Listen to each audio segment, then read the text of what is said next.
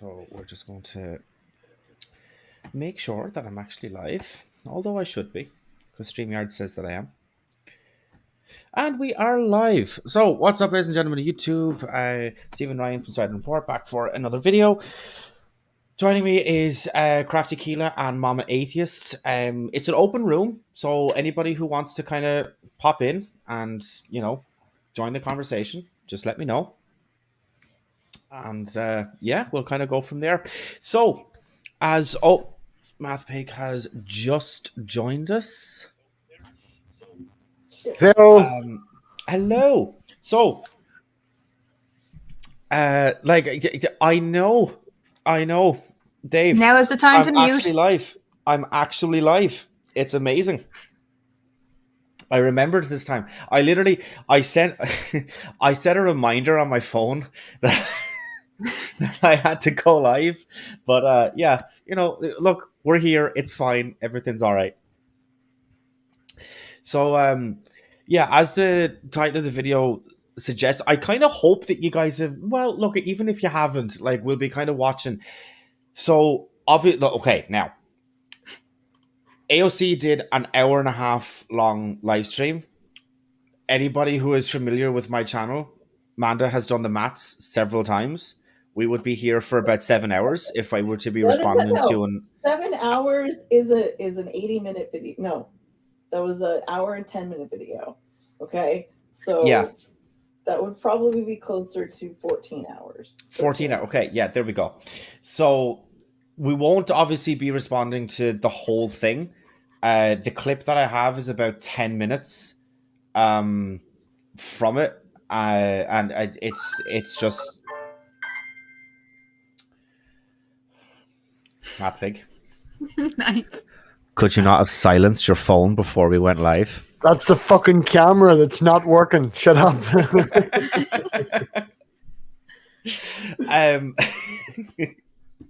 Anyway, I'm only talking about you. What was I saying? Oh yeah, yes. Yeah, so there'll kind of be like enough in the 9-minute video that we'll kind of you know, all kind of have some thoughts and stuff like that. So yeah, we'll just kind of jump into it, sure, I'd say. No, that's not what I wanted. That one. So, oh shit, have I shared audio? I don't think I've shared audio. I'm so sorry. Well done. This is getting off to a great start. Forget, no, I switch my audio off and you switch your audio on. How's about that? No.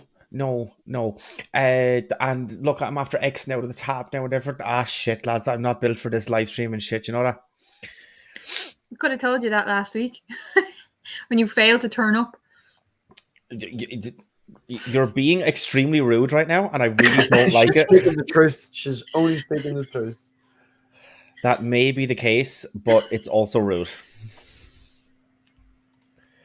Okay. Well, at least we were filling the dead air while you fucked about. Well, I suppose, yeah, that's true. Right. I feel like I'm encroaching American here. Should I just fucking leave? No, don't you dare. You have to stay. No, not at all. Right. Otherwise it's a sausage fest, and no, you need to stay. Yeah, true. Agreed. Okay. And I immediately realized that I shouldn't have gone into the bathroom. I should have jumped in the closet. And so I opened the door when all of a sudden I hear that whoever was trying to get inside got into my office. Mm-hmm. And then I realized that it's too late for me to get into the closet. And so I go back in and I hide back in the bathroom behind the door. And then I just start to hear these yells of, "Where is she? Where is she?" And I just thought to myself, they got inside. And so I hide behind my door. Trial version. Like this. Like I'm here and the bathroom door starts going like this. Like the bathroom door is behind me. or rather in front of me, and I'm like this, and the door hinges right here, and I just hear, "Where is she? Where is she?" And this was the moment where I thought everything was over. And the weird thing about moments like these is that you lose all sense of time. In retrospect, maybe it was 4 seconds, maybe it was 5 seconds, maybe it was 10 seconds, maybe it was 1 second. I don't know. It felt like trial version. My brain was able to have so many thoughts in that moment, between these screams and these yells of, "Where is she? Where is she?" And so I go down and I thought I was going to die. And I had a lot of thoughts. You have a lot of thoughts, I think, when you're in a situation like that. Trial version. Like, also one of those thoughts that I had was, I just happened to, be a spiritual person and be raised in that context. And I really just felt like, if this is the plan for me, then people will be able to take it from here. I had a lot of thoughts, but that was the thought that I had about you all. I felt that if this was the journey that my life was taking, that I felt that things were going to be okay. And that, I had fulfilled my purpose. Anyways, sorry guys. So anyways, as I'm hiding in this bathroom, hearing these yells of these men, or just a man, just one man going, "Where is she? Where is she?" I start to look through the door hinge to see if I can see anything. And there's like a door here and there's like another door here. So I'm like trying to look through 2 door hinges. And so I look through this door hinge and I see this white man in a black beanie just like open the door of my personal office and come inside the personal office and yell again, "Where is she?" And I have never been quieter in my entire life. I was just, I don't even know if I held my breath, but I was just, here behind there, and I just start sliding down. And then all of a sudden I hear my staffer G yell out. And he's like, hey, it's okay. Come out. So I'm like, I don't know, so deeply rattled. I'm still processing the end of my life when I come out. And I come out, and this man is a Capitol Police officer. But the story doesn't end. It's a Capitol Police officer. There was no partner, was not yelling, Capitol Police, etc., etc. But then it didn't feel right. Because he was looking at me with a tremendous amount of anger and hostility. And things weren't adding up. Like, there was no partner there. And no one was yelling. He wasn't yelling like, "This is Capitol Police, this is Capitol Police." And he was looking at me in all of this anger and hostility. And at first, you know, in my brain and in my mind, I'm thinking, okay, I just came from this super intense experience just now. Maybe I'm reading into this, right? Like maybe I'm projecting, like something onto him that like maybe I'm just seeing anger, but maybe he's not trying to be angry. But I talked to G, my legislative director, after the fact, and he said, no, I didn't know if he was there to help us or hurt us either. And G was actually like, this man came with so much hostility that G was sizing him up and didn't know if he was going to have to fight him. Like that is how like aggressive the situation was in that moment. And we couldn't even tell, we couldn't read if like this was a good situation or a bad situation. It was so like, you know, like so many other communities in this country, like just that presence doesn't necessarily give you a clear signal if you're safe or not. And so the situation did not feel okay. And then he just looks at me and yells at me, and he just go down and then go to this other building. I'm not gonna like name the specific building, but he basically says, go down and go to this building. But he just says the name of the building, doesn't say anything else. But we're so rattled in that moment. And the situation felt so volatile with this officer that I run over, I grab my bag, and we just start running over to that building. Now, mind you, we weren't escorted.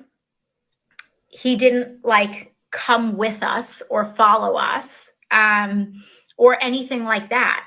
So G and I just start running to this other building. We run down and we run to this other building. And it wasn't until we get to that building that we realize he didn't give us a specific location. He didn't give us a room. He didn't give us a place to go to. He just gave us, he said, go down. He told us to go to a certain level of a certain building. And that level of that building was street level. And so we can hear, because the buildings were not secure yet, and this is around the time when the Capitol was being stormed, that we can like hear all of these rioters behind the glass of the doors, you know, and we have no specific location to go to. We're in the hallway. We're in like the Dunkin' Donuts of the basement, and we don't have any secure place to go.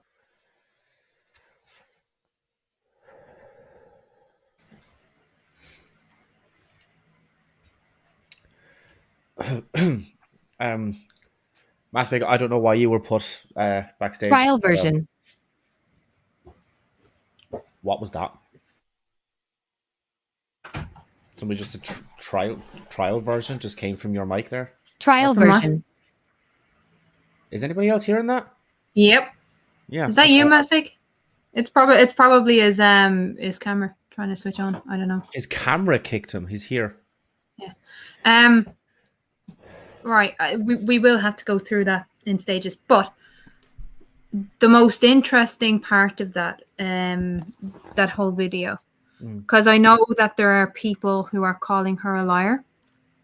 I'm not a psychologist, I'm a sociologist, but there are basic signs of deception. Yeah. And one of the most obvious when you're recalling an account of trauma is your body movements. Mm-hmm. So for instance, we will have to go back through it, I'd say, but there are moments where she's saying, if this was my life, it took the right path. Okay. And throughout the video, when she's making positive statements like that of her belief, she's nodding. in a deception, she'd be shaking her head no. Yeah. As if she's saying this, but she doesn't really believe it. And every single statement, when she's her head gesturing, her hands, her fiddling of her hands, to show signs of stress and stress relief, because she's kind of fiddling with her hands. She's kind of massaging her own hands or whatever. They are all signs of telling the truth. It's basic psychology, really, but they are signs of telling the truth. Yeah, like it was the one thing that I was gonna mention, because I've watched it before. As I said before the stream actually started, I've watched the entire hour and a half long video.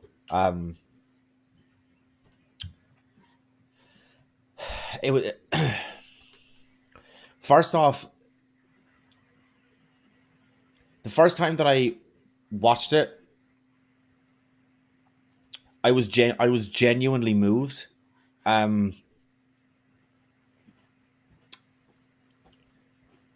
you're going into psychology and when you're kind of going into that area, I've mentioned before that I have a degree in psychology, and as Keela mentioned, like you said it perfectly.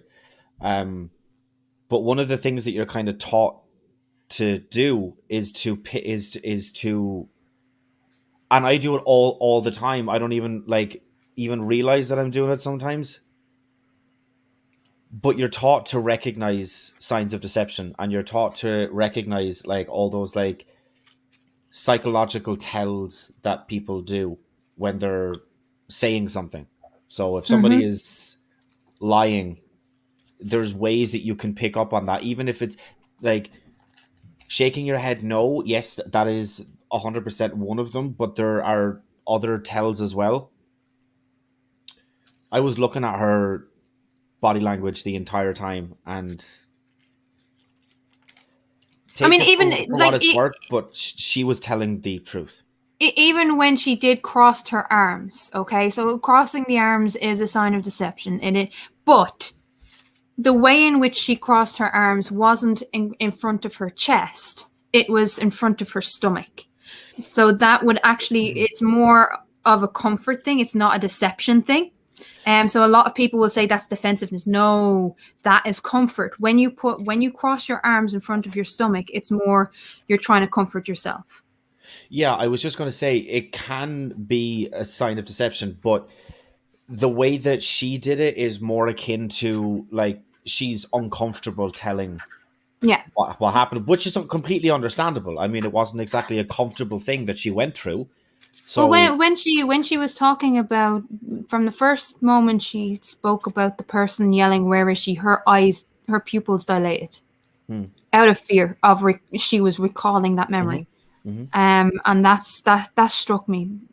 It's hard not to break down in tears watching that, because regardless of where you stand politically or what you think of her record, at the end of the day, she's a human being. She is a human being doing her job, putting her safety and life on the line for what she believes is right for people in her country, and for anyone to show up in your place of work as a public servant and to be that threatening. I mean, what would they have done if they had found her? Yeah. The whole time she was talking, all I could think was, they had found her, they would have pulled her limb from fucking limb. That's terrifying. That's savagery. Yeah. That's my first time to see it, by the way. I haven't, I've been in work all day. I haven't seen it. That is savagery on a level that, we ascribe to bush tribes in Africa that's never seen human civilization. You don't think about that as the most industrialized fucking country in the entire world. You don't associate it with that. You associate it with Amazon tribes or African tribes who have never come across civilization. Mob mentality. Yeah. I was just going to ask, Math Pig, yeah, like, what was your kind of? Well, that was the first time I was seeing it as well. I've been busy all day as well. I haven't seen it, like, but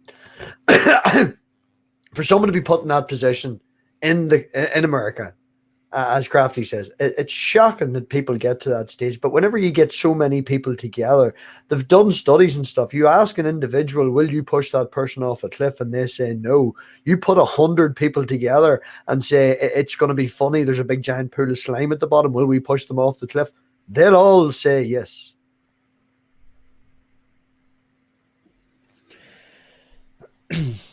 Yeah, it was something that Crafty said. Like, I don't have any kind of shame at all in saying that the first time that I, listened to it and I heard her talking about the fact that she genuinely thought that her life was going to end, I cried like a bitch, man. And what kills me? What kills me? How could you not like seriously? What kills me though is for her to admit that it's seen as a political football. It's seen as her trying to gain sympathy or trying to get a one-upmanship. That's what kills me. That she's not allowed in that moment of absolute terror, because that's what it was. That she is not allowed to admit vulnerability without it being a political football. Yeah. And for anyone to call her a liar when she is able to recount a trauma such as that, they should be ashamed of themselves. If they're in public service, that position of power should be ripped from them immediately.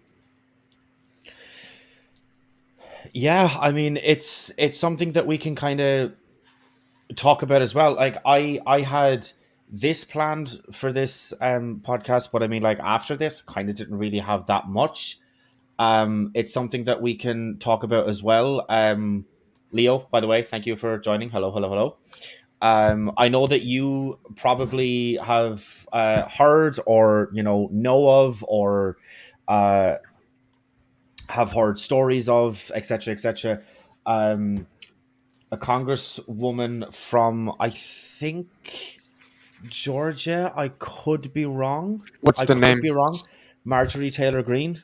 Oh no, she's out of God, what is it? Not South Carolina. I don't even know. No, she's out of hello, fucking Georgia resident here. Where's she from, Amanda? From Georgia. She's from Georgia. Is she out of Georgia? Is she from Georgia? Yeah. Oh no, she is. Yeah. I was thinking Senate. I'm like, how is she out of Georgia? But I was thinking Senate. Yeah, that's my. Bober is out of Colorado. So. Yeah. God. Okay. Yeah, we can talk about her a little bit as well, because I mean, it funny but in a scary way, I guess. Because holy shit, like some of the shit that she thinks is just who. But what was I gonna? She's the kind of person you put in like an asylum, not the United States Congress. I mean, genuinely, I don't know if everybody on the panel is kind of like knows who we're talking about, but and that might kind of seem like it's hyperbolic or kind of like too far. Like, it's really fucking not. If you know the things that Marjorie Taylor Greene thinks that 9/11 not only was a hoax, but that it happened, and she doubled down on it during the Obama administration. I believe she's talked about, I don't know how far she's gone with it, but I believe she's hinted at the idea that there was some conspiracy behind the Holocaust, that the Parkland shooting, and I think the other one was Sandy Hook. Maybe the Boston bombing? Yeah. Sandy Hook. Sandy Hook, yeah. Sandy Hook, and then what was the other? Yeah, Parkland were hoaxes. Like, yeah, this is just wacko nut job. Sounds like a Looney Tunes character, not a representative. Jewish. What's up? Space lasers. Jewish. Yeah, well, yeah, she's an anti-Semite, but being an anti-Semite is sort of like a requirement to be in the Republican Party these days. Well, because you ever noticed they supported Israel? Did you ever notice how when there's some like big money conspiracy, it's always like Bill Gates or George Soros or somebody else who's Jewish Yeah. or was like raised Jewish. You ever notice that with Republicans? Yeah, but like I said, they're supposed to be pro-Israel, so they're fucking hypocrites, and we know that. Honestly, being pro-Israel isn't really pro-Jew anyway, though, because It's not at all. I'm not gonna get into that fucking mess, but I don't support Israel because I don't support totalitarian states that oppress an entire demographic of people. Agreed. And I've been called anti-Semitic for that, and I'm just like, sure, whatever floats your boat. A lot of American Jews have that same fucking thought. They feel the same way. Yeah. So it's not Yeah. anti-Semitic at all. I've had people. The region, it's not okay. Yeah, I know people that are Jewish that have said like, no, fuck Israel, and have been called anti-Semitic, and that are just like, hi, yeah, I'm a practicing Jude. So wait, what? Yeah. What you said makes no sense. But yeah, So- It's because sorry. So you know what, Stephen? This is your fucking fault. Okay, you bring me on and I take it off topic every time. hey, it's all good. No, it's fine, it's fine. Is that the Republican Party just pushes a different narrative, but I mean, Oh, they yeah. do that with fucking everything. So what are we supposed to be surprised about? No, it's Done. It's all good. I kind of brought her up first anyway, so it's all good. Yeah. So, okay, getting kind of back. We can circle back around to Marjorie Taylor Greene, but Keela, you would kind of wanted to go back over some parts of what we had just watched or something, or like, are you still kind of wanting to do that, or? It's up to people. Like it might be a little bit easier to comment on what she's talking about if we pause it every so often and Rather than going and through the whole thing, yeah. I mean, it's good to show it in its entirety, but there are certain things that might trigger something that we might want to talk about. Yeah, sure, no problem. And what are other people's opinions on that? Wait, what are we doing? Watching the AOC video again and just like pausing it when we want to talk about something. Her video when she was talking about how she hid behind the door Yeah.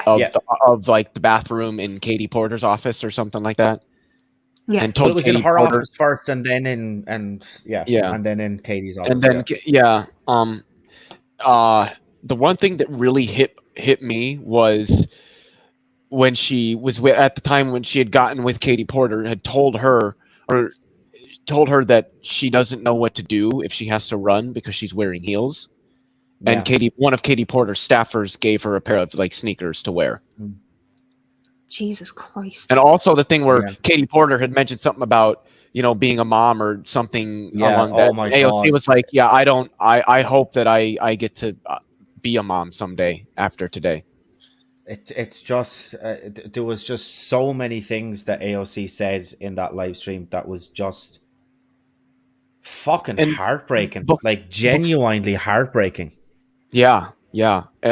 Before we start, I did want to point out that the woke left, and I put that in quotes because there's a difference between being a leftist and being a lefty, and the lefties are attacking AOC just as much as the right is for this, claiming that she, it's crocodile tears and she's just milking it, like, kids,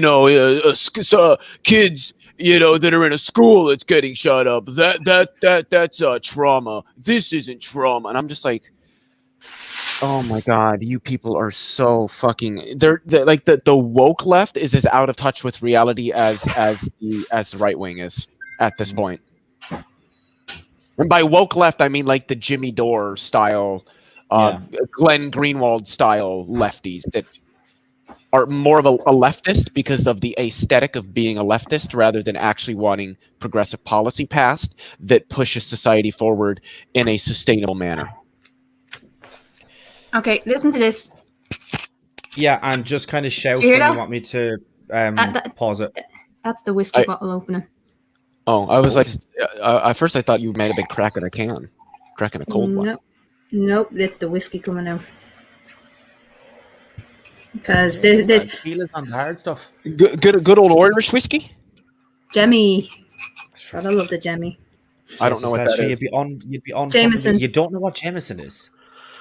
I don't drink Jameson. That is the most disgraceful excuse for Irish whiskey that has ever disgraced What my have you tongue. been drinking? If I'm gonna drink something that I would consider like No. No, I'm sorry. If you're going to be blasphemous towards me and my country, you can no. Bring him back in. Bring him back in. You think? Oh, that was Theo? me that got booted out. I did not. know Yes. that. Right. You think? Wait, hold Theo. on. Because I had a Theo. Steve a question here. You think Jameson is representative of? No. Now, what If you're gonna- Jameson if have you had? Jameson, actual Jameson. Yeah, which one? I've had I've had the like I original. walked away from my original computer for 2 Jameson. fucking minutes, and this is what this has devolved into. I just think it's I funny don't that know. Leo, right? There's 3 people on the panel here that are from Ireland, but Leo knows what a better representation of Ireland is than It's the 3 not Irish fucking people. Jameson. Apparently. Nope. Redbreast is a good one. Maybe Bushmills. but Hang on. Redbreast If- is really fucking good Irish whiskey. Hold on. If you were drinking the normal Jameson, then yeah, maybe. But I'm talking about Caskmates and fucking Black Barrel. Fuck No. God. So I mean, I've had the Caskmade one too. the Caskmate is lovely. It wasn't anything special to me. The best Irish whiskey I've drank to date would probably be Redbreast. I think it was. If we can say though, Leo, right? Your opinion on a whiskey is your opinion on a whiskey, but James's is a representation of the country. Like Jack Daniels is a whiskey that's a representation of America, and it's awful. No, it's not.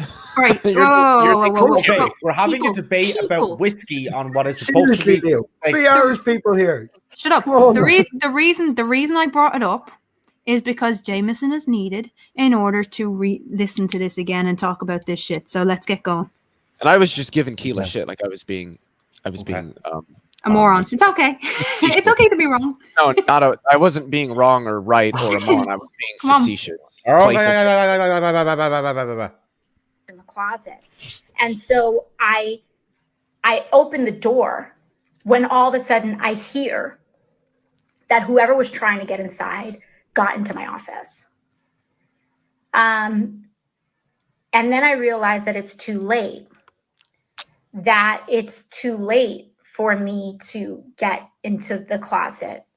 And so I go back in and I hide back in the bathroom behind the door. And then I just start to hear these yells of, "Where is she? All right. Pause. Where is she?" Pause. Mhm. Okay.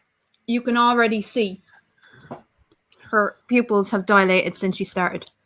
Yeah. I can't it's- actually tell that from the size of the screen, but I Well, think it's then you that's sharing Get a it. So bigger fucking screen. It's not me that's sharing it. It's actually Oh. Stephen. But her pupils are dilated, and they weren't when this video started. you're in psychology, aren't you, Keela? No, Oh, I I am. thought you were. I know Stephen is. I thought you were. but in I did basic psych. I did basic psych as part of sociology. Oh, sociology. Okay, yeah. I knew you had something relevant to like being able to pick up on those things. She's fucking reliving it in her head. Yeah. Well, yeah. That's what's happening right there. She's not just retelling it; she's reliving it. Yeah, it's the kind of difference between like sharing a lived experience and saying something that you've kind of like written down and that you've practiced ahead of time and all those sorts of things. You know what I mean? That's the difference in those two things. Mm-hmm. Right, continue. Oh shit. Sorry, I forgot my space bar is mapped. There's just the last thing I did, and Leo was being And pedantic. I just thought to myself, they got inside. And so I hide behind my door like this. Like I'm here, and the bathroom door starts going like this. Like the bathroom door is behind me, or rather in front of me. And I'm like this, and the door hinges right here.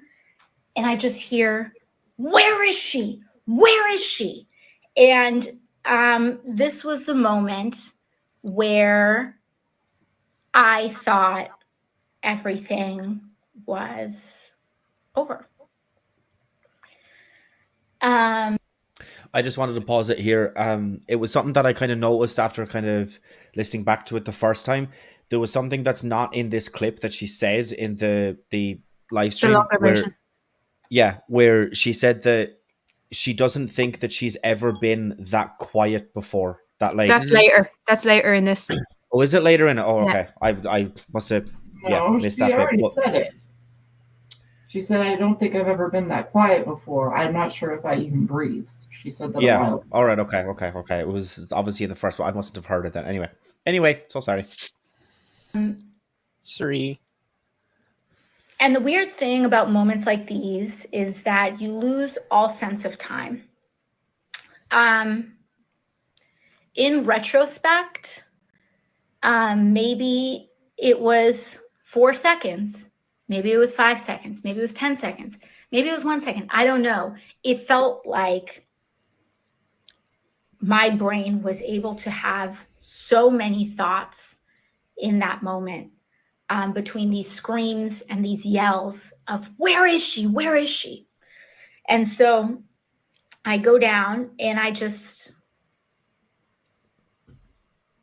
thought I was going to die. Right, Buzz. Um, You can see from that whole portion there, she's fighting Yeah. back tears.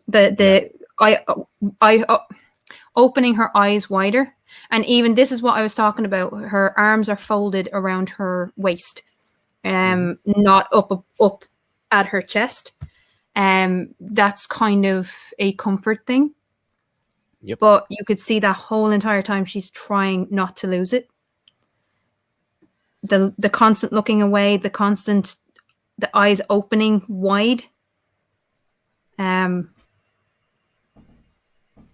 I mean, the strength that it takes to recall, to relive something like this is incredible. And anyone that's calling her a liar should be fucking kicked out of any position of power that they hold. Like, this is tough. This is really tough to watch. Yeah. and I had a lot of thoughts. You have a lot of thoughts, I think, when you're in a situation like that. And like, also one of those thoughts that I had was, I just happened to, be a spiritual person and be raised in that context. And I really just felt like, if this is the plan for me,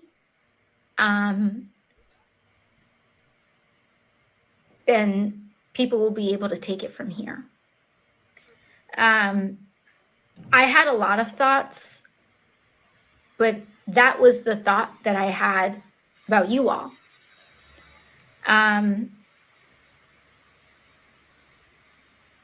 I felt that if this was the journey that my life was taking, that I felt that things were going to be okay. And that, I had fulfilled my purpose. I'm gonna pause. Anyways. And that's what I was talking about, that head nod. She believes every word that she is saying. There is no sign of deception there. There is no sign of thought. It's just genuine, off the top of her head. This is how she's feeling. Can I just say, I don't like that. I don't like the whole like putting things into God's hands, because it feels like if they had come in, would she not have fought? Would she not have tried to save herself? Because she just was like, okay, it's up to God now. That I, not speaking to the honesty of this or anything, just that makes me uncomfortable. That's all. Yeah, I mean, when you are a believer, and when you're in a situation like that you have no control, you desperately need. Some people with faith, you desperately need to believe that someone has control over the situation. And since you don't have any control over it, you have to believe that God does. If you're a believer. Yeah.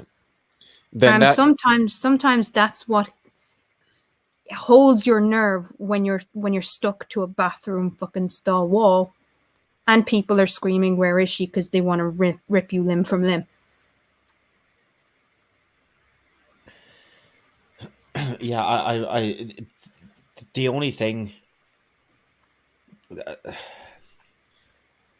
I'm obviously so happy that, she wasn't found, but it's just like anybody who's kind of, it's not even oversimplifying it, but anybody who is trying to downplay the severity of, people stormed the Capitol and they wanted to hang Mike Pence. There was no allies in that situation. The only ally that they had was Trump. That was the only person that they would do no harm to. They were going after Democrats, they were going after Republicans, they were going after Trump's most loyal sycophant who stood by Trump through absolutely everything. Where everybody else abandoned him, Mike Pence was still there backing him. And they went after him because they thought, for whatever reason, that Mike Pence could do something about the election results. He could do nothing. There's nothing Pence could have done. Absolutely nothing. Mm-hmm. But the fact that people had that in their head of they're going to go after him, even though he's been so loyal to Trump. Can you like if they went in there and wanted to hang Mike Pence, I can't even imagine what they would have done to someone like AOC, Ilhan Omar, Ayanna Presley, or Rashida Tlaib, or Cori Bush, or Katie Porter, or any of these other people. I can't even imagine what they would have done. You want to know what they would have done? Please not go there, please. Yeah, let's not go there. Well, bringing it back to what Amanda said, it's interesting because she's ascribing her survival to a deity. The people that actually got into the Capitol also ascribed the fact that they were able to get through all of these obstacles to get into the Capitol, would also ascribe the success of that to the same deity. Yeah. That's what's really interesting here, because the problem is a lot of people, especially those with belief, they can't in those moments see themselves as strong enough to keep still, strong enough to stay calm, strong enough for the moment to pass.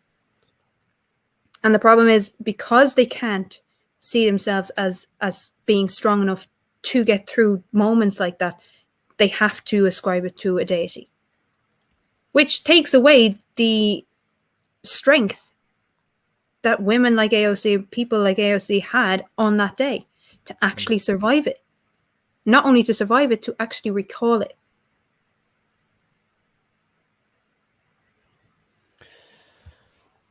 You guys do know that she would not have been hung.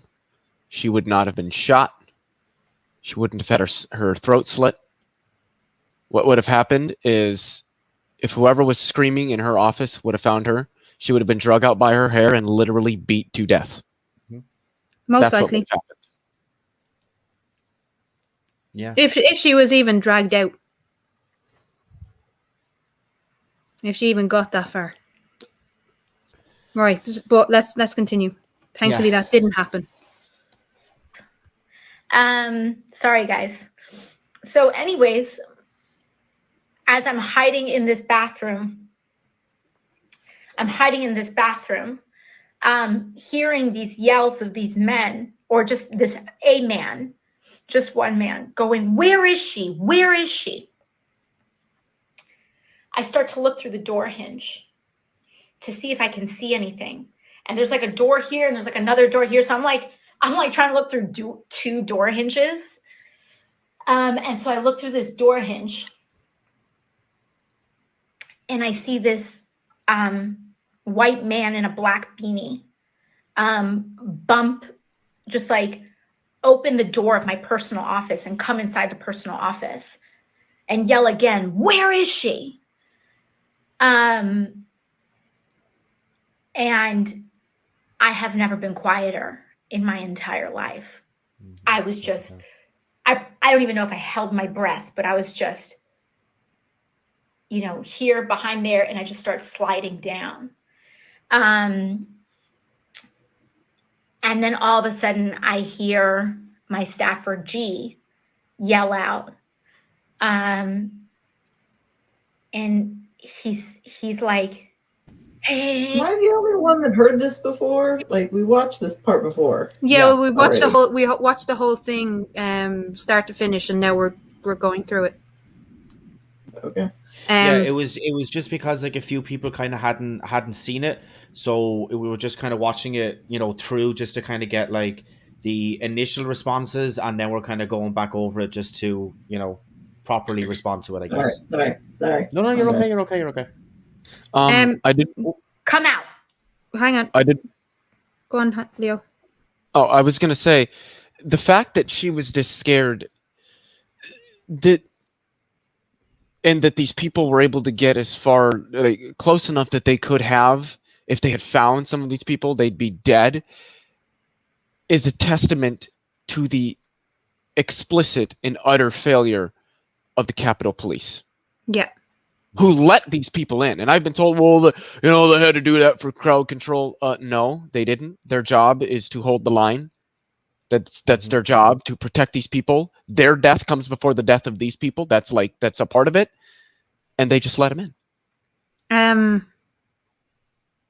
there was something that That's the record. for racist assholes. I mean, not gonna lie. Yeah, I mean, there was a huge difference between how they treated the rioters and the BLM protesters. That's of course they let them in. There's an entire history as to why the cops in America are white supremacists, and it starts with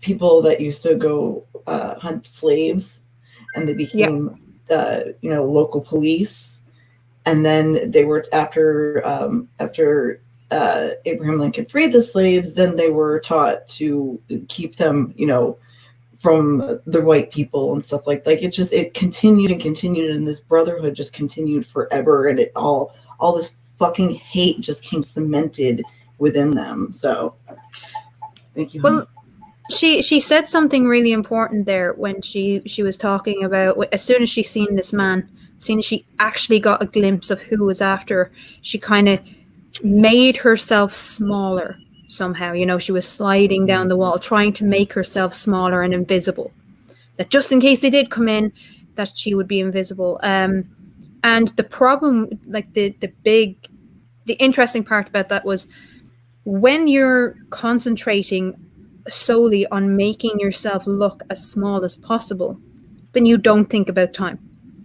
You can't think about time. It's that fight or flight response. It's you are stuck in that moment. You don't perceive time as existing.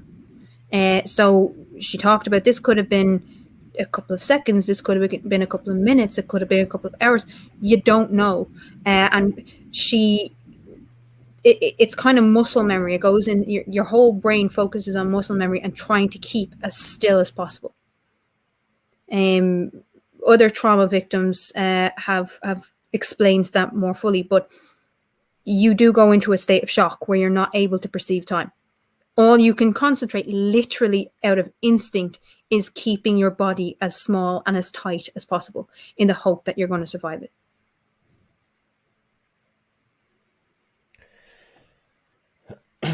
Yeah. And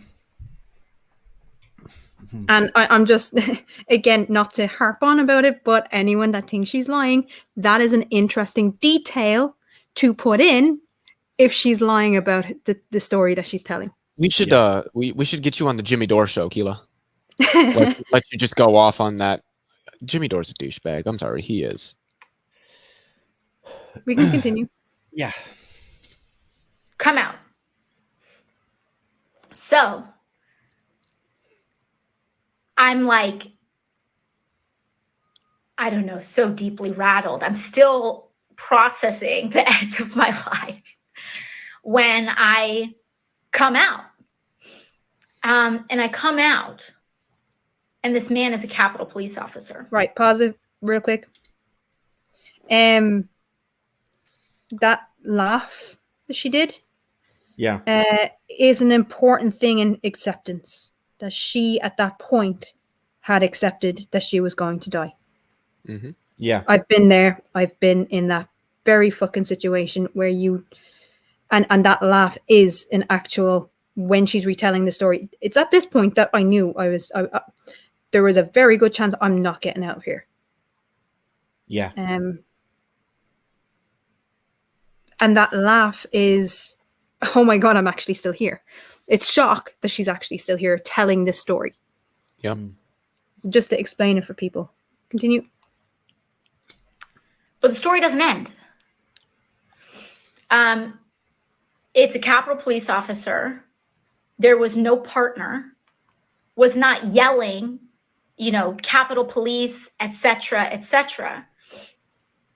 But then it didn't feel right. Because he was looking at me with a tremendous amount of anger and hostility. And things weren't adding up. Like there was no partner there. And no one was yelling. He wasn't yelling like, this is Capitol Police, this is Capitol Police. And he was looking at me in all of this anger and hostility. And right, pause. At first, Okay, I'm not going to try defend the Capitol Police because I do think it's an egregious breach of everything that they should be standing for. That day was a total and complete failure. But when you were in the fight and flight response, first of all, if he had yelled Capitol Police, the guy who came in didn't know if there was rioters right around the corner, didn't know if there was rioters in any other offices, and didn't know if yelling Capitol Police would be leading people into more danger. So it's not beyond the realms of possibility. And you see this in school shootings. They don't run in and say, police, police, police. They don't actually do that. They will walk calmly into the room. But the problem is when you're in that mindset of terror, unless you really, really know the person, any outside force is going to look like an aggressor. Mm-hmm. That is a possibility. So it is possible that because they had been through something so traumatic, they were waiting for something to happen. They were expecting something to happen, and they were projecting onto the officer. The officer was probably pissed off that this even happened in the first place. We don't know. I just want to put that up as a possibility, that he wasn't looking at them in an aggressive manner, or it wasn't intended to be aggressive towards them. It was more annoyance and anger or frustration or whatever that the situation had gotten as bad as it was. And again, I'm not saying that the Capitol officer, that's how he felt. It wasn't there. I didn't see it. I'm not inside of his brain, but I just do want to put out that as an explanation, because again, I've been in traumatic events, and if you do not know the person who has come to quote unquote help you, the other thing is that, as you just rightly said, Leo, police are not seen to certain sections of the community in these particular times as protectors. They're not. And you can't ignore the history that even though she is a representative, she still comes from a minority. And the first instinct, because of a history of oppression by the police, might be to see the police as an aggressor or as aggressive in some way, shape, or form. Just again, wanted to point that out. Not that she's wrong in how she felt. I just wanted to post maybe a different slant on it. Yeah. There was something else that was definitely in the longer version that wasn't said here. But she was kind of saying that, like, for anybody who thought that, like, this was unplanned, or that this was, like, something that was only thought up on the day, or when they got to Washington, or when they got to the actual Capitol building, she was basically saying that that was complete and utter bullshit. Because, so this happened on a Wednesday. She got, it wasn't just AOC either. There was a lot of Congress people and Senate members who got a text on the Sunday before, so 4 days before, that was kind of like, the basic tone of the text was, shit's about to go down in the next couple of days and you need to watch yourself. Yeah. To the point where AOC said that when she was going in and out of work, that she was taking her legislator's pin off. Yeah, a lot of them were. So that in case of people that were kind of, stalking the building, that's not the right word, but it's the only one that's coming to mind right now. In case they saw her, they would have just, if they didn't see the pin, like, her logic was, they might have just said, oh, that's just an intern, or it's just a staffer, or it's not, like, that was her logic. The point is, this was known days before it happened. And if there was a Black Lives Matter rally that was known days before it was supposed to happen, there would be Capitol Police out in, like, full body armor almost. We already ready seen it. to Yeah, ready like they did to- in, what was that, July of 2020? Yeah. Ready to, combat anything that might go down. And yet, Well, and then the Trump trains and stuff that were going on in, what was that, like September and October in places, they park in places and start harassing anti-protesters and surrounding them, and the cops there were cops there that were just doing nothing. The way that you saw how the police were coming out in, like, armored vehicles, dressed like they're ready to ship out to fucking Iraq on US soil, against Black Lives Matter protesters who just want everybody to be treated fairly and equitably in our criminal justice system. And then you see actual literal, like, white supremacists and white nationalists and ethno-nationalists and all of these come out and the police do nothing. And I love it when I still get criticized by people for stating things like defund the police and ACAB. yeah. Oh God.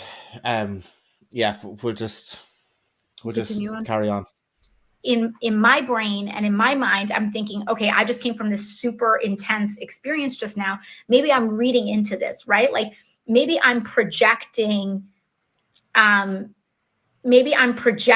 something onto him that like, maybe I'm just seeing anger, but maybe he's not trying to be angry. But I talked to G, my legislative director, after the fact, and he said, no, I didn't know if he was there to help us or hurt us either. And G was actually like, this man came with so much hostility that G was sizing him up and didn't know if he was going to have to fight him. Like, that is how like aggressive the situation was in that moment. And we couldn't even tell, we couldn't read if, like, this was a good situation or a bad situation. It was so, like, like so many. I just kind of want to pause it. You can kind of see in even the way that she's retelling it, in how kind of, like, overall jittery she is, and in how rapid her, like, head movements is. She's reliving the panic and the terror that she experienced in that moment. And she's also she is admitting that, it could have been projection, but the problem with both of them feeling that they were under threat was they both went through the same traumatic experience. And seeing it must have been absolutely horrific for anyone working in that Capitol building to not be able to trust the people that they put their lives, the hands of the people that they put their lives in every day. Can I show you guys something? Go ahead. From Jack Posobiec. I don't know how to pronounce that. It's from redstate.com. This is the kind of stuff that the right is putting out there. Are you wanting to share your screen, Leo?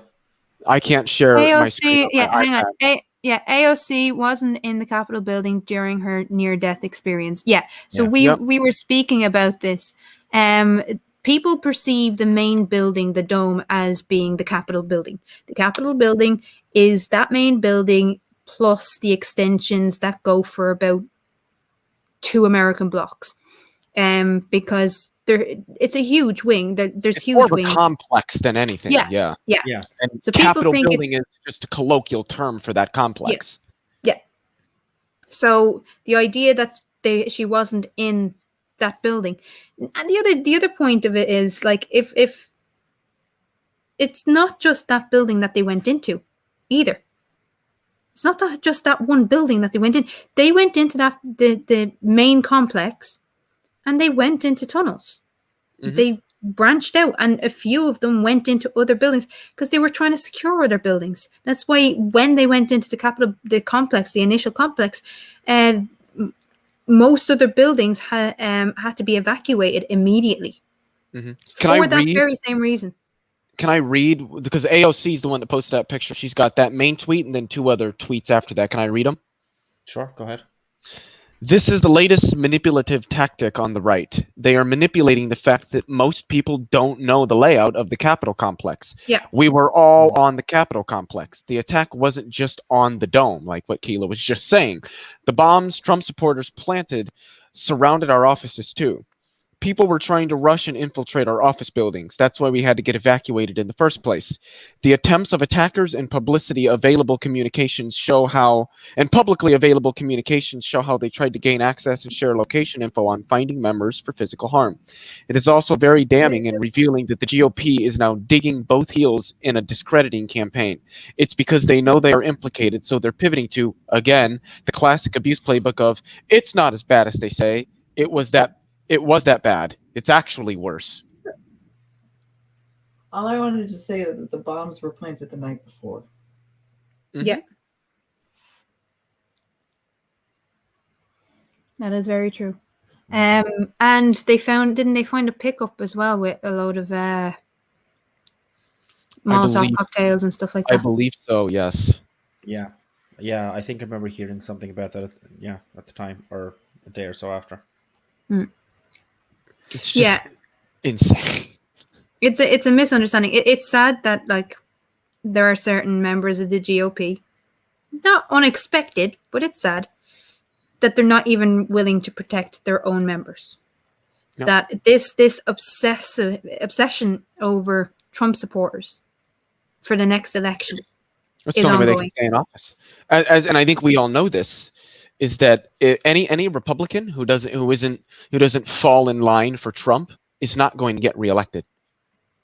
And then somebody that has a message similar to Trump talks about how, well, the election was stolen from him and everything, is going to get their votes. They don't care, because they care more about getting reelected and continuing to make millions of dollars off the donations that wealthy individuals and the corporations they run are funneling into their pockets. At this point, I'm just convinced that the Republican Party just doesn't give a shit about humans. Well, we'll come back on that after we finish this video, because there's a few things that we should talk about. If you want to continue. Any other communities in this country, like, just that presence doesn't necessarily give you a clear signal if you're safe or not.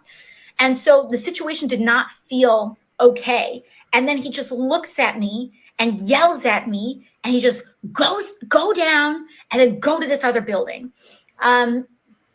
I'm not gonna name the specific building, but he basically says, go down and go to this building. But he just says the name of the building, doesn't say anything else. But we're so rattled in that moment. And the situation felt so volatile with this officer that I run over, I grab my bag, and we just start running over to that building. Now, mind you, we weren't escorted. He didn't like come with us or follow us, Pause. or anything like that. So G and I just All right, start trying to. running. All right. Right. The reason they weren't escorted was because procedurally, he would have to have gone through every office to see if there was other people there. Yeah. It sounds like, to me, his head is up his arse. He has been caught off guard. He is panicking himself because he's not used to this kind of thing. He screams at them to make sure that everybody in the room that might be hiding can hear him, and a very clear instruction: go to this building. And in his mind, and again, I'm not trying to defend the Capitol Police here, if I was him, in his mind, it would be, somebody's going to meet you at this other building. There has to be someone along the line that's going to meet you when you get to this building. I have been told to get them to this building. I'm assuming that there's someone going to be on the other end to tell you where to go. Yeah. Like when you're in that moment and you're in a panic, because let's face it, fucking police, although they're trained to the hilt, they panic sometimes. I've seen it. They panic. They lose their heads. And so what it sounds like to me is he probably knew that there was other people probably hiding in and around, and now he has to go to the next office and say the same thing and see if there's anyone else in the next office, and then he has to go to the next office and clear that floor and report back that the floor has been cleared. Because if I was him, now again, I don't know the layout of the offices, but my instinct would be to make sure that every office gets the instruction just in case there's people hiding. Can I speak to that for a second? Of course. So in the United States, police, their training has improved over the last 10 or 15 years, but it is still not nearly where it should be. And in many instances, it's not up to par with what other countries do, where it's 3 to 5 years of training on top of generally having some sort of associated degree, whether it be in law or public service or something along those lines. I think that what you were describing with the Capitol Police officer she's speaking of, and how scared he was and how he seemingly didn't know how to react and what to do, is a testament to, at least in his instance, how poorly trained he was. Yes. And it's so sad. These people, number one, and I don't really can't remember all the technicalities of it, but they should have been prepared for something to happen on this day weeks before it happened. Things should have been ramped up. They should have been going through protocols. If anybody actually breaches the building, this is where everybody's going to go. This is how we're going to get them there. This is what we're going to do. None of that happened. And it's a testament to not just how poorly trained they are, but how poorly prepared for this they were. Not only that, Leo, not only that. There is one thing, and this is the problem we see with a lot of instances. It's fine to have theoretical knowledge. Mm-hmm. That officer was probably never in a situation like this. So even if he did have the theoretical knowledge, in practice, if he hasn't got the experience, he's not going to know how to react. He doesn't know if the people in that office are friendlies or the rioters.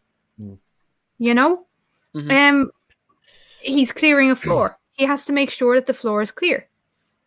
So that, again, you can have all the best training in the world and you can know everything in theory of what lines to follow. But when you are in that situation and you're not experienced in that situation, adrenaline takes hold, panic takes hold. You're not going to do things by the book. I It's agree like with one that of to those an points extent. where, like, yeah, they probably weren't kind of like trained on how to like practically react or in like what to do in like this type of situation. It's sort of like, you know, you can be shit hot at Call of Duty, but if you were to actually go to war, you'd probably be pretty bad. Like, if you don't have the practical training to like deal with this situation, then I mean, yeah. Just to kind of back up what Keela said, really. Shall we And continue? and that's one of the things I'm saying, is that police don't get much practical training, Yeah. and not as much as I think they should. Mm-hmm. Right. Come on, we continue. To this other building. We run down and we run to this other building. And it wasn't until we get to that building that we realize he didn't give us a specific location. He didn't give us a room. He didn't give us a place to go to. He just gave us, he said, go down. He told us to go to a certain level of a certain building. And that level of that building was street level. And so we can hear, because the buildings were not secure yet. And this is around the time when the Capitol was being stormed, that we can like hear all of these rioters behind the glass of the doors, you know, and we have no specific location to go to. We're in the hallway. We're in like the Dunkin' Donuts of the basement, and we don't have any secure place to go.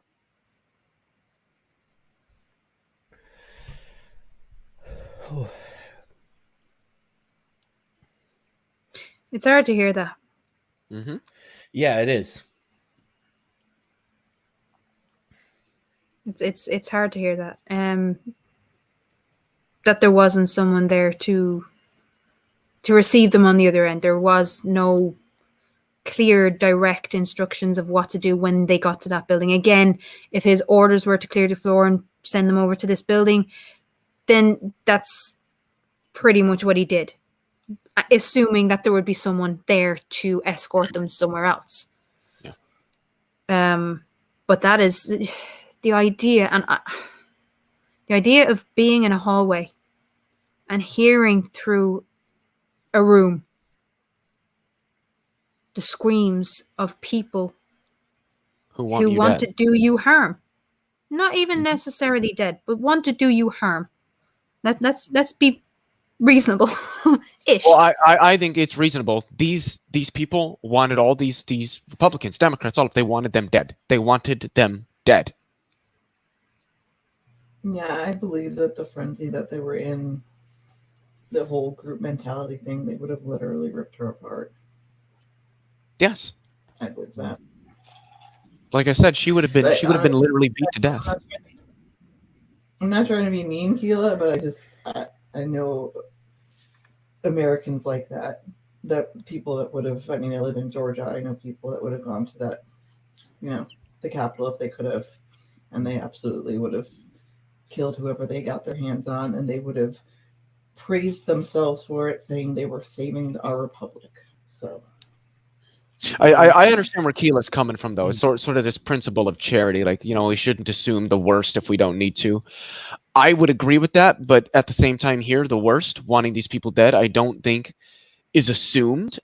And even if it is assumed. Well, I would say it's not assumed just because the definition of assumed kind of means that you take it to be the case without any real reason. But I would argue that there is a reasonable case that can be made that they wanted at least a majority of these people dead.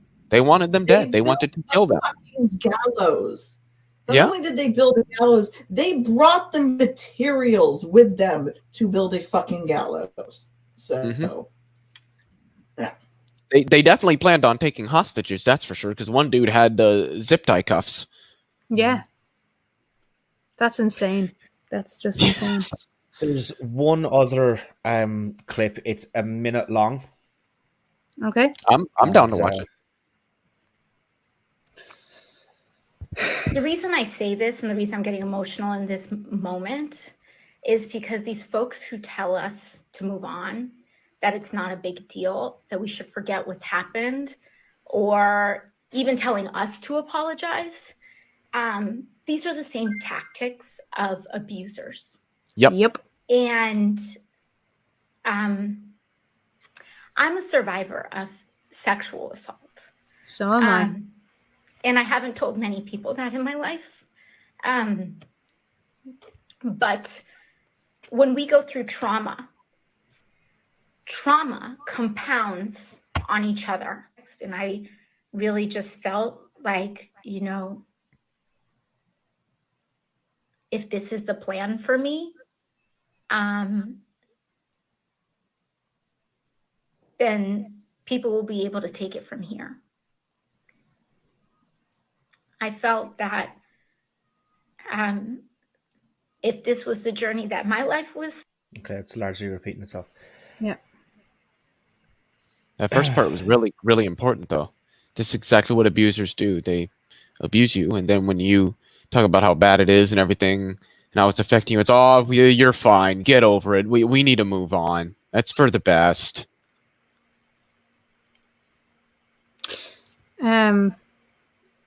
Well, I'm a survivor of a sexual assault. And again, listening to her recount, this is why I said at the start, she is not just recalling what happened, she is reliving it. Every time you talk about a traumatic experience, it's not just words. It's not just words.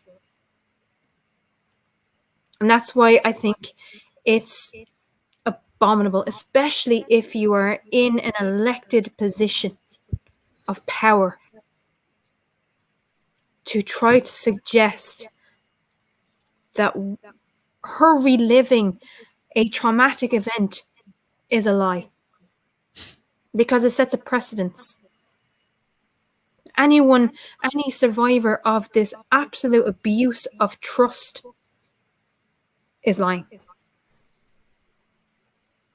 Mm-hmm. I'm actually glad that you showed that clip, because she's right. Trying to put this into words, and it's not easy.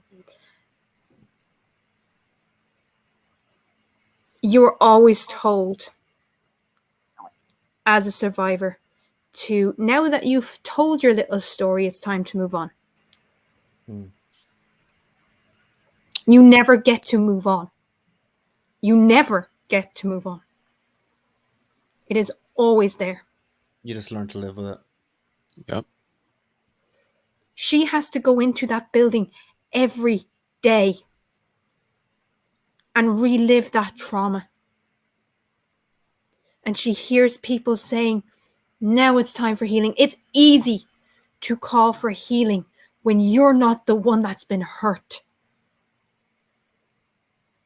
It's easy to say, forgive and forget.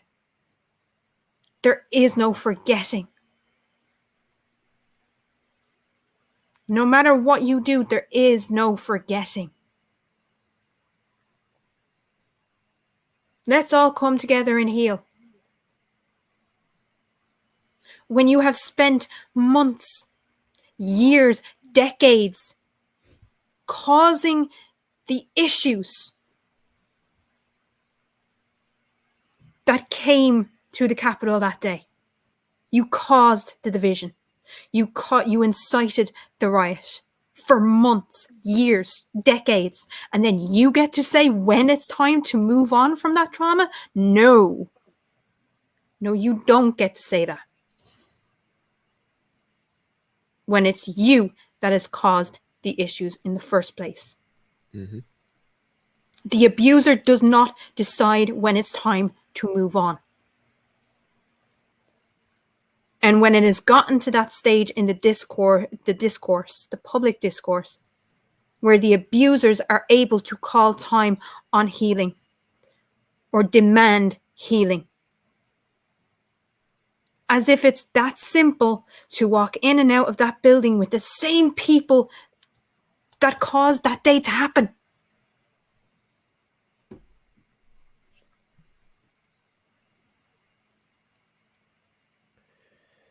That's why the video that she's put out is so fucking important. Mm-hmm. I think it also is just sort of insult to injury, so to speak, adding salt to the wound, to see people like Marjorie Taylor Greene, amongst numerous others, Lauren Boebert, that are there. I don't really want to use the word serving, because in their instance, they're not serving, but are there working, I guess you could say, alongside her, knowing that they contributed to the trauma that she experienced and relives every time she walks in that building. But that's what she said. Trauma compounds on top of each other. And so it's one thing on top of another until you literally feel like you're holding weights on your shoulders. And for the people that is sitting on top of those weights, they are literally sitting on the weights on your shoulders, telling you, get the weights off your shoulders. It's fine. Yep. Mm-hmm. It's beggars belief. And I do feel the abuser should not be the one who is permitted to demand healing and reconciliation. Yeah. It's an insult for them to do so. An insult is a word that is itself an understatement. Yeah. And it makes me, when I first watched that video that she had posted on Twitter, the thing that hit me is that the people that directly instigated this event are still there. She still has to associate with a lot of them. And look them in the eye and work with them. And that takes a lot of strength. It really does. And especially at her age, what is she, 30, 31 years old? She's not very old. She's not very old. And and the fact that people like Josh Hawley and Ted Cruz and, I guess you could even say Lindsey Graham, because he is not innocent Big at all. time. All these old white pieces of shit, because that's what they are. They just don't give a fuck. And they're paid not to give a fuck. Well, they see things like words like unity and reconciliation and moving on. They see, again, it comes back to what I was saying before. There's a difference between telling a story and recounting a story. Yep. And words matter. Words need to matter. Particularly in this instance. Yeah. There is a huge difference between telling a story and recounting it. Yep. When they use words, they use them with the maximum amount of cynicism that they can throw at them. They just throw these words out as if they're meaningless. Yep. When we use them, for them, they actually have meaning. They have weight. They carry a specified context that should be understood, and when they use them, it's all about painting a facade to try to draw attention away from whatever they did. And like you said, that's what abusers do. Because 100% that is. It's one of the biggest tasks, gaslighting. Yeah. Since that's done, I also wanted to talk about it leads us on to the future of the GOP. There was one more thing that, and it isn't a video. It isn't. I just want this is not going to be easy for some people to kind of look at and take in. So just a little bit of a warning ahead of time. Okay. Stephen Crowder tweeted out that allegedly her abuser was found. Karl Marx with a t-shirt. I'm going to seize the means of reproduction. Seize the means of reproduction.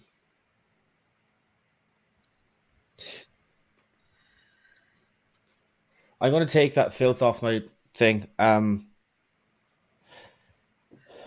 I showed it because it's very important, and because it goes to what you've just said in the last little while about asking for unity and asking for saying, oh well, it's time to move on. There's there's longer lasting elements of trauma. Yeah. Obviously sexual assault is one of them, and it's one of the biggest, and my heart goes out to every single victim of sexual assault. It's there are others, there's other types of abuse as well, and I suffered abuse at the hands of my dad for the first 12 years of my life. And he didn't, try and kind of say, oh, well, that I have to move on or anything else like that. He didn't do any of that. So, I mean, a little better, I guess. But to anybody who is saying that it's time to move on now, and Keela, I know that you will kind of echo this as well. You have no idea what the fuck this is like until it happens to you. Yep. You don't get to tell me when it's time to move on. You don't get to tell me when I have to forgive and forget and to just act like it never happens. I will carry that with me for the rest of my life. If I live till 100, it will always be with me. Mm-hmm. You never move on. You never get over this stuff. You just learn how to live with it. It doesn't even necessarily get any easier. It just, you get numb. yeah, and you just learn how to live with it. It's What's it's more not, is they don't take into account and they don't appreciate the ripple effects of what that one particular trauma can do. Because a trauma doesn't just affect the person who has been traumatized. There is a ripple effect throughout the entire community. And you have to remember, and something that I lost sight of the day, and I can admit that I lost sight of it on the day. Americans all over the world, not just in the country, not just in the capital, Americans all over the world saw the most traumatic experience of their lives because they've never seen anything like this, not in their country. An attack on democracy in such a unveiled, hateful, aggressive way. They've never seen it that overt before. Yep. And the ripple effects, that's something, it's a national trauma. And the only thing I can compare it to while I'm sitting here, the only thing I can compare it to is 9/11 and the shockwaves that went out on 9/11 to every American. Yep. That's the only thing I have to, that the scale is big enough. So not only will this affect AOC and the people that were actually targets of this vicious mob, but their families who were sat at home, powerless, watching this on TV, that their loved ones were trapped in a building. They didn't know whether they were coming home. Neighbors, this goes beyond just the individual. This is much, much broader, and you don't understand the ripple effects, especially the abuser who doesn't care that this is an abuse. This is a form of abuse, and it, like you said, it doesn't need to be sexual. It doesn't even need to be physical. Emotional abuse is one of the most lingering forms of abuse anyone can suffer through. Bruises heal, but the effect that it does on your psyche, on the psychological mind, it can't be compared to other sources of physical abuse. The psychological torture of being in that bathroom, of coming out of that bathroom still in that mindset of, I don't know who I can trust. I don't know where I'm safe. you don't just get over something like that. You can pretend and you can go in every day and you can look these people in the eye and find, as you said, Stephen, find ways of just dealing with it. Doesn't make it right. Doesn't make it easy. Doesn't mean that any of those feelings are gone. Even her saying what she has said does not mean that she is now healed of that trauma. Yeah. Because you can see the way she's recounting it, she is not over that trauma and she's going to need proper therapy, all the help that she can get.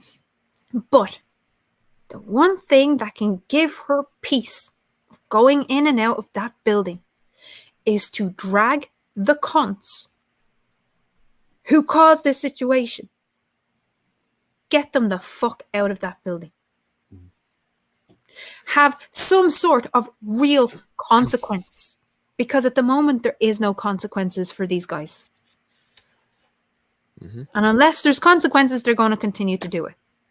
Yep. That's what's frustrating. It's very frustrating. And I'm not even in the country. Yeah. But I can tell you, that's what's frustrating. There is no consequences for these people who created the situation in the first place.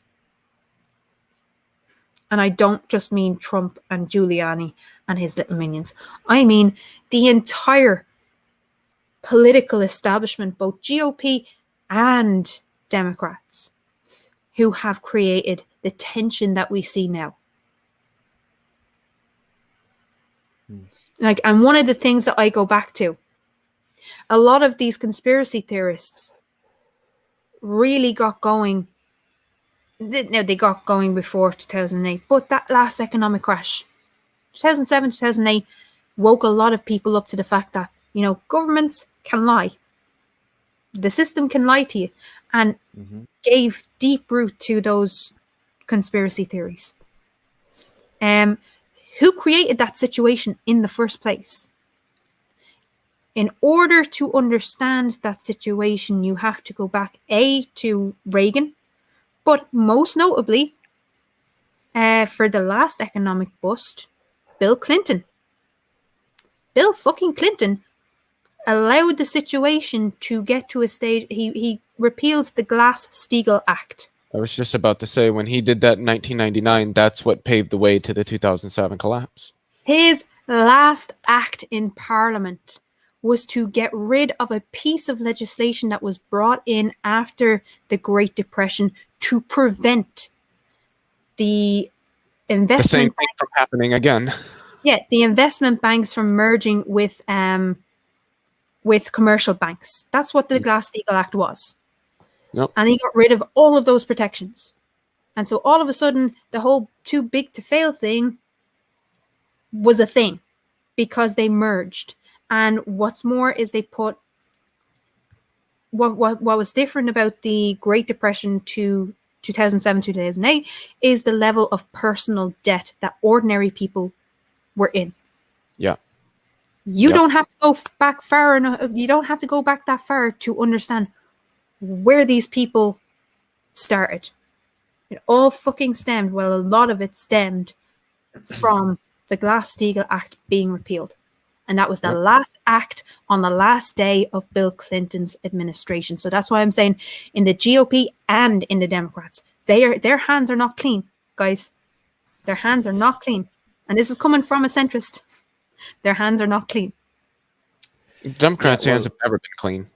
Yeah, I mean, if this conversation kind of wants to turn political just for like a brief moment, I mean, there hasn't been an actual Democrat in the presidency. Leo, you can probably correct me if I'm wrong, but I'm going to say FDR. He was probably the last Democrat who was in the presidency. Yeah. He was the last leftist. Yeah, he was the last leftist. I would argue he was the only leftist. He was the last social democrat. He was the last social. I would argue he was the only one.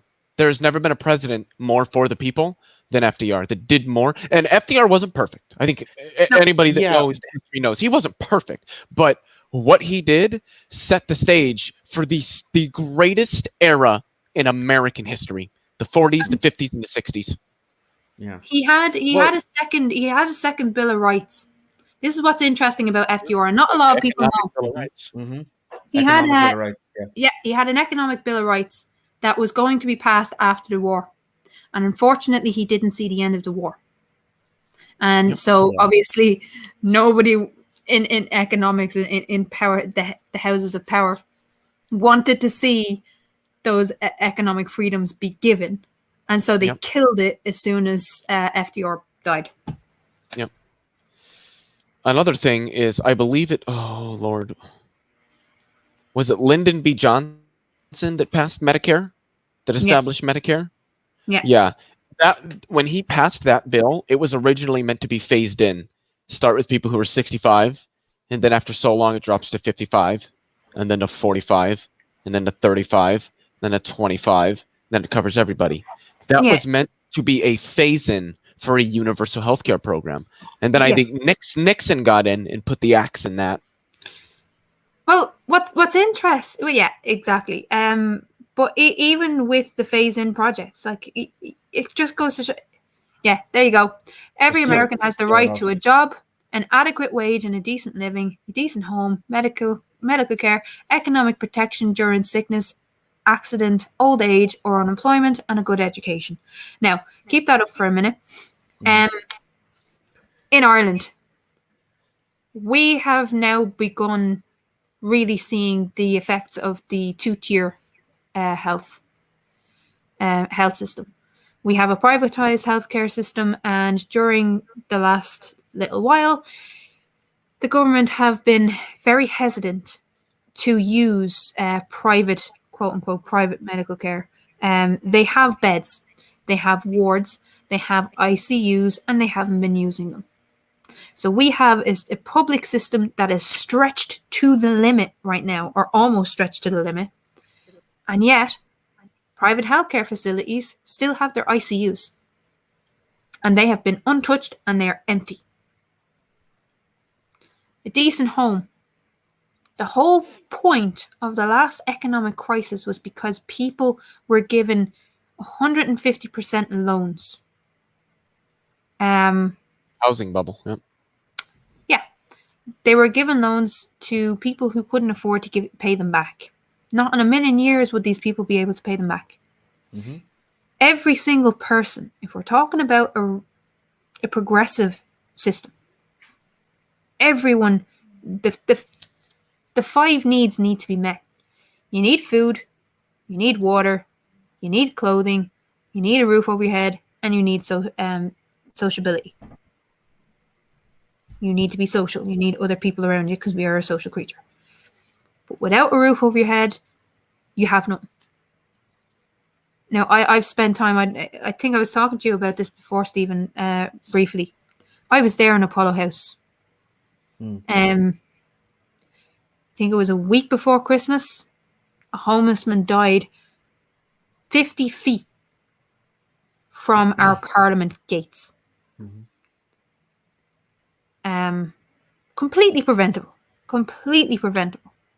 And we took over one of the buildings and turned it into a homeless shelter, basically. And we never turned anyone away. And there was fucking uproar. Absolute uproar. How dare we do this?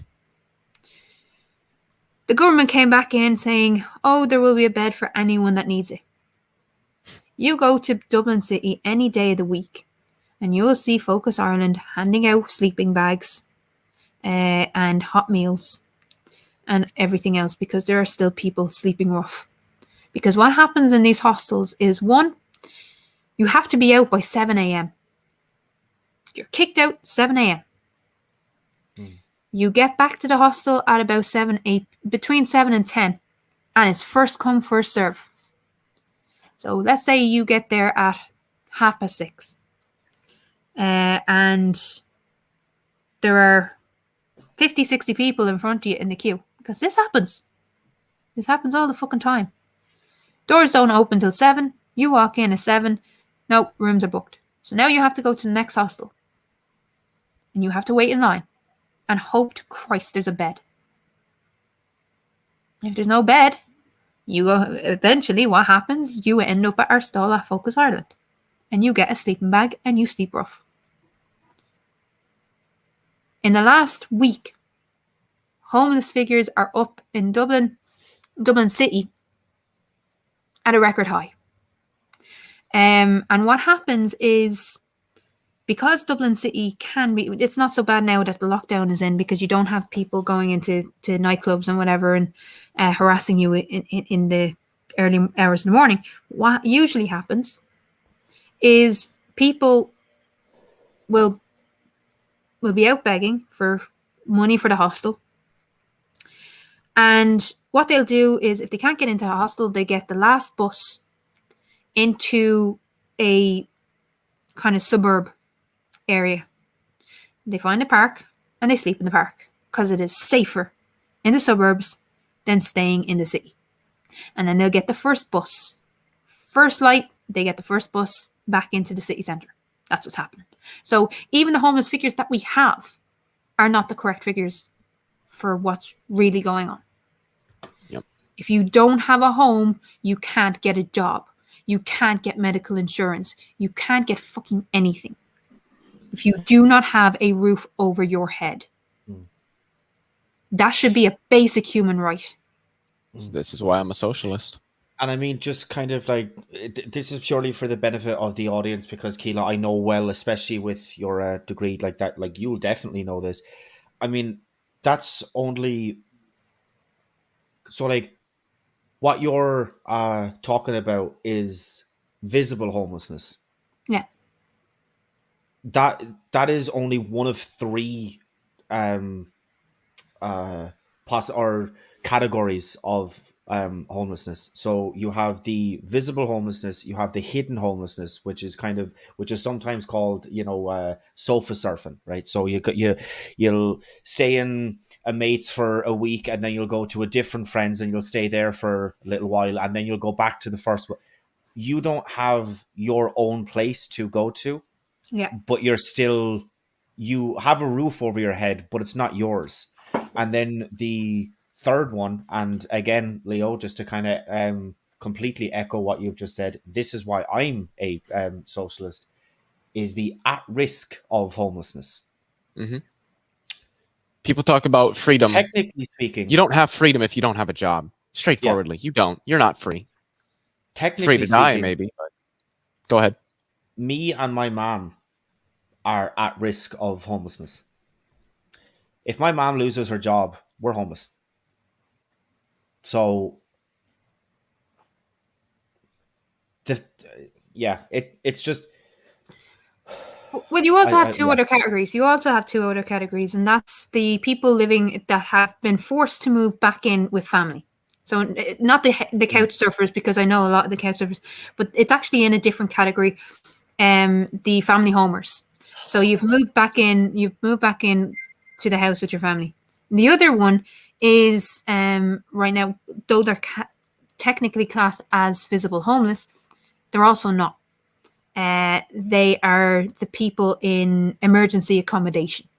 And just to explain to people what an emergency accommodation is, you and your family, no matter how big or small your family is, are forced into a hotel room, right?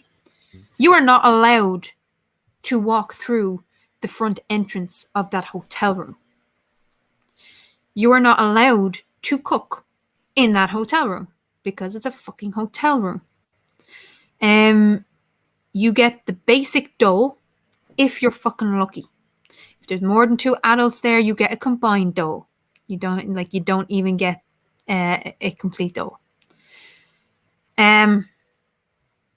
This is for people, predominantly renters, whose landlords have sold the house or have evicted them. The at-risk group that Stephen is talking about is also renters, but also the people who are at risk of defaulting on their mortgages. Now, in Ireland, presently, Chagas has done another list of empty houses in Ireland. There are currently 275,000 empty houses in Ireland. 275,000. You guys are like the United States, aren't you?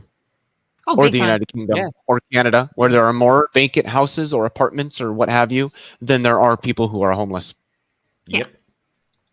It's like that in most of the developed world. I always hear people talk about how we're overpopulated when we've got more places to house people than people who are homeless, at least in developed countries. Globally, we produce enough food to feed 10 billion people. There's only about 8 billion people on the planet. We are not overpopulated. The problem isn't that we're overpopulated. The problem, we have enough resources.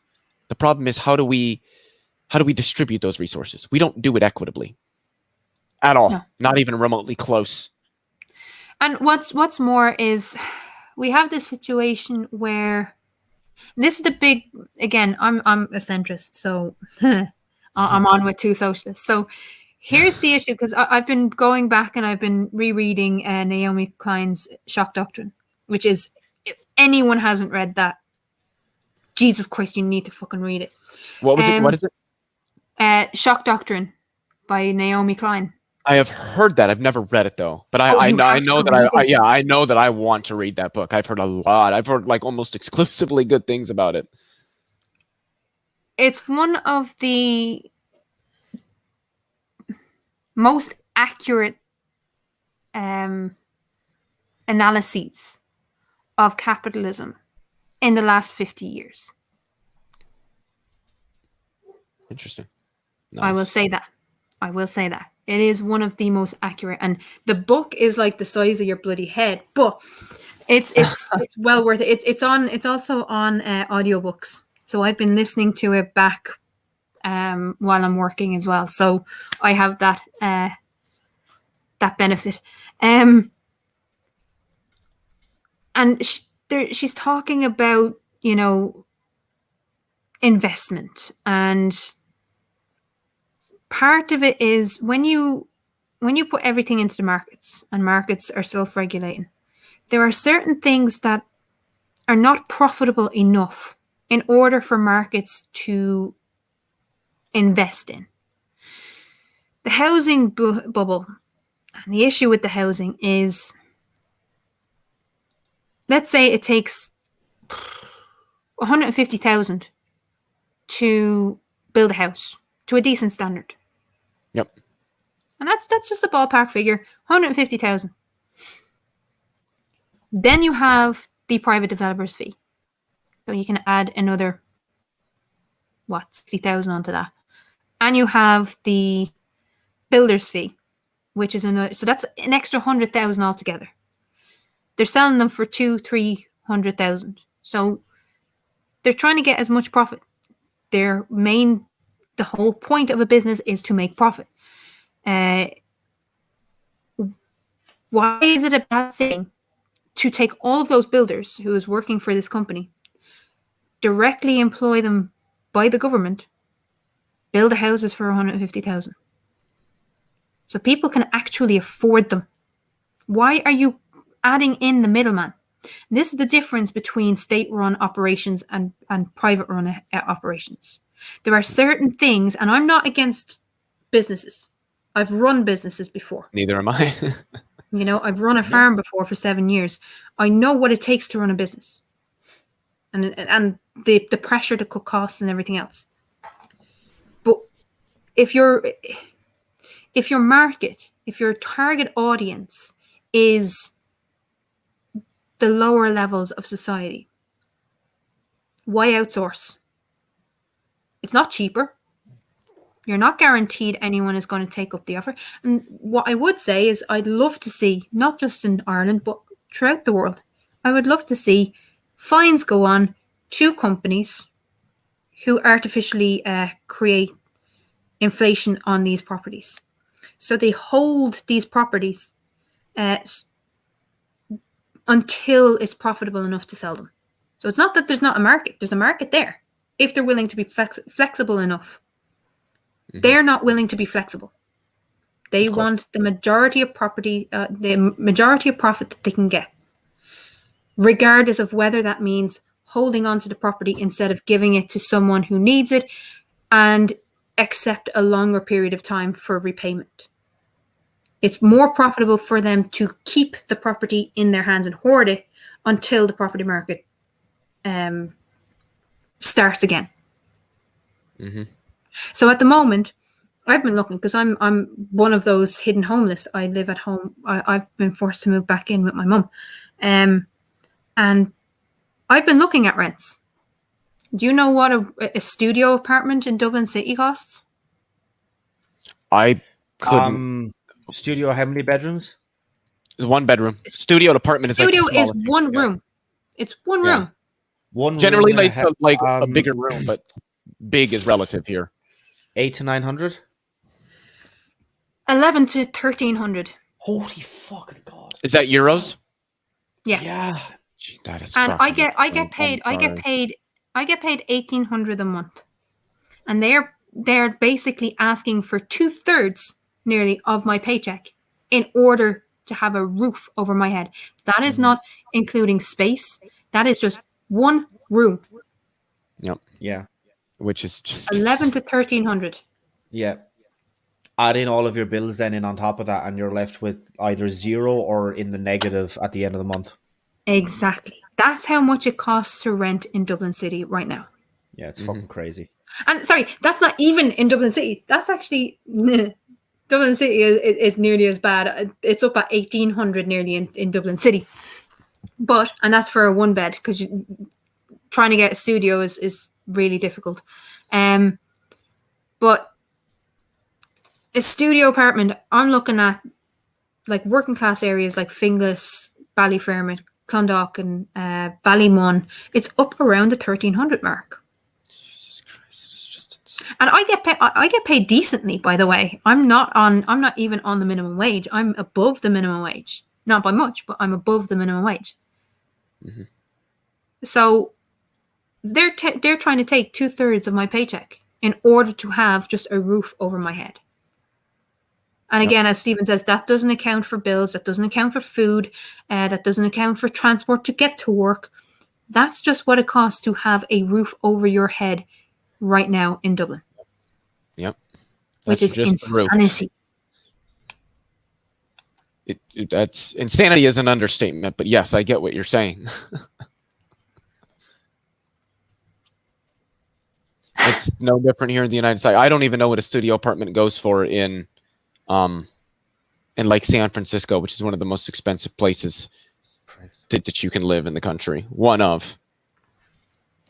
Stephen is causing trouble. How is that not how you spell official? I know I'm dyslexic, but like seriously, there's an A in there. You forgot the I after the C. The I. Yeah, sorry. Yeah. Sorry. I'm dyslexic, so that's just what happens.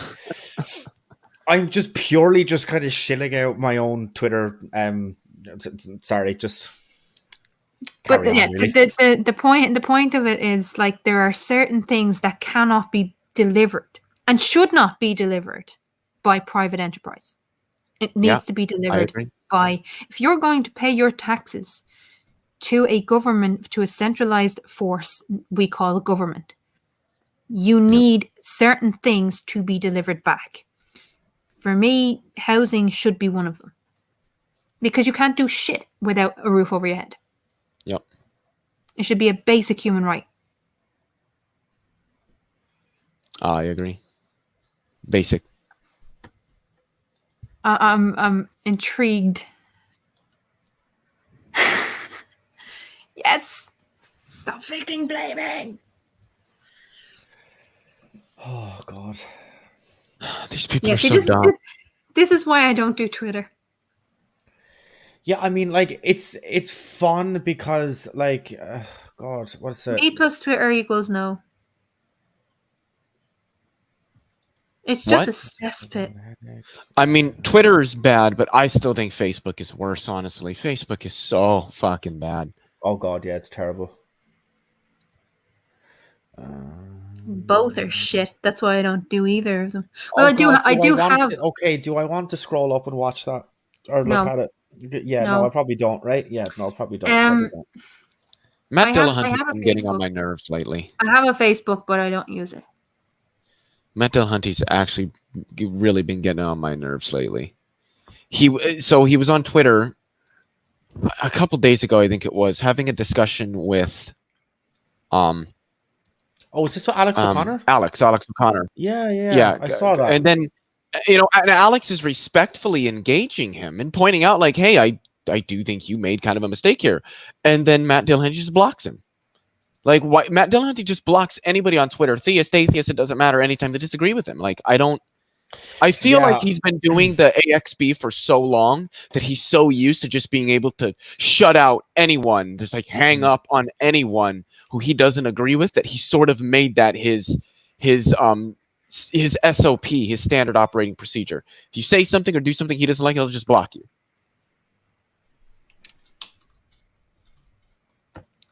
And I think it's not conducive to successful discourse, but that's just me. Fucking hell, I'm gonna get so many fucking live comments. Oh, good God. Comments about my fucking spelling. It's unbelievable. Yeah, you're a shit speller. Shut I'm up. joking. I know dyslexia sucks. Well, with that, I'm gonna have to head off soon because I'm in work tomorrow. I am No too, as problem at I'm all. hungry and I want to eat.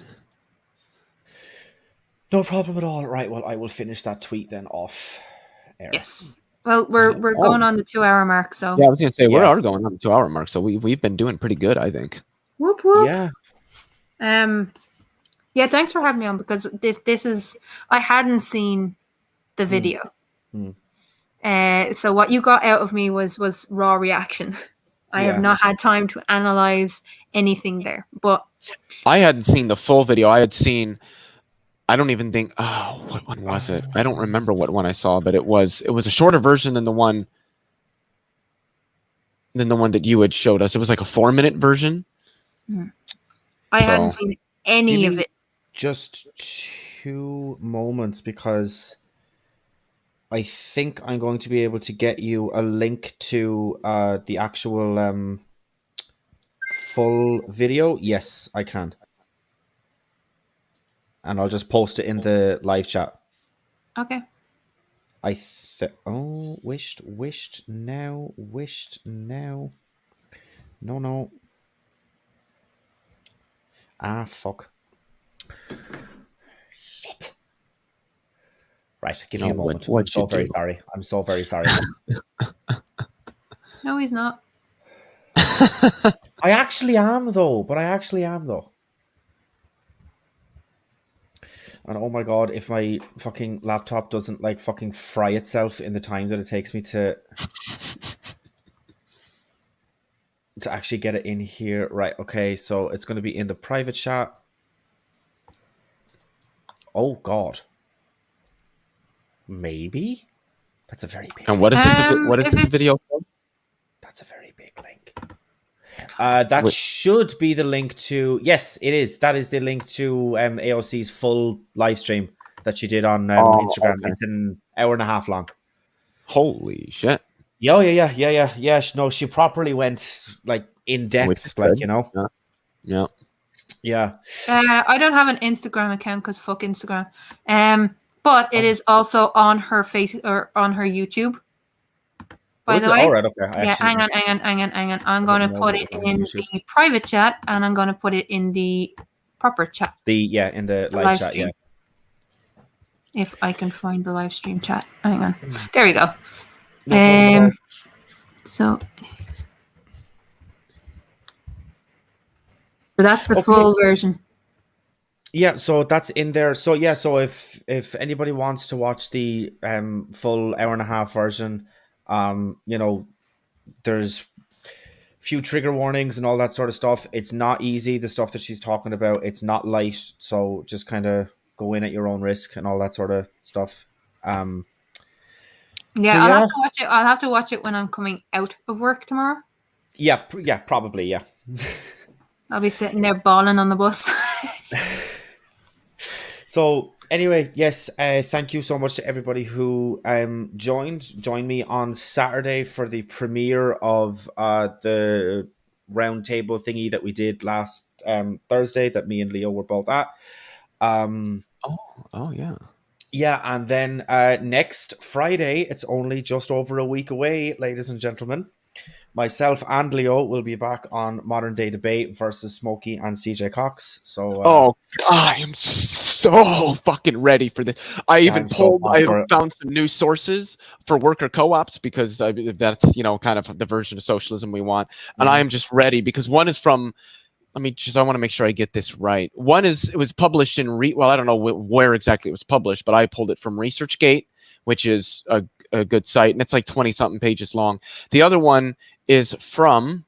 I just want to make sure I get this right here. Yes, the Stanford Institute for Economic Policy Research. And that is a 41-page document. Nice.